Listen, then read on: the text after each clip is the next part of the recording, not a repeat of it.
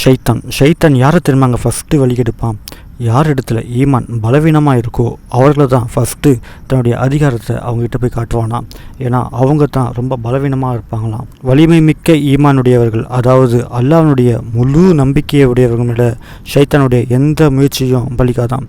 ஏன்னா அவங்க ரொம்ப ஸ்ட்ராங்காக இருக்காங்களாம். அதனால ஷைத்தான் அவங்களை எப்படியும் வழிகெடுக்க மாட்டானாம். இதைத்தான் அல்லாஹ் தஆலா தான் இறக்கிய அருள்மறையான திருக்குர்ஆனில் அல்லாஹ் தஆலா சொல்கிறான். 16வது சூறால 99 மற்றும் 100வது வசனத்தில், இறை நம்பிக்கை கொண்டு தமது இறைவனையே முற்றிலும் சார்ந்திருப்போர் மீது ஷைத்தானுக்கு எந்த அதிகாரமும் இல்லை. அவனது அதிகாரம் எல்லாம் பொறுப்பாளனாகி கொண்டோரிடமும் இறைவனுக்கு இணை வைப்போரிடமும் மட்டும்தான் அவனுடைய ஆதிக்கம் அதிகமாக இருக்கும்னு அல்லாஹ்வே தான் இறக்கிய திருமறை குர்ஆனில் கூறுறான். இன்ஷா அல்லாஹ் நாமும் நம்முடைய ரப்பிடத்தில் நம்முடைய ஈமானை அதிகரித்து கொண்டு ஷைத்தானிடமிருந்து பாதுகாப்பு பெறுவோம். அதற்கு அல்லாஹ் தஆலா நமக்கு அருள் புரிவானாக. அஸ்ஸலாமு அலைக்கும் வரஹ்மத்துல்லாஹி வபரகாத்துஹு.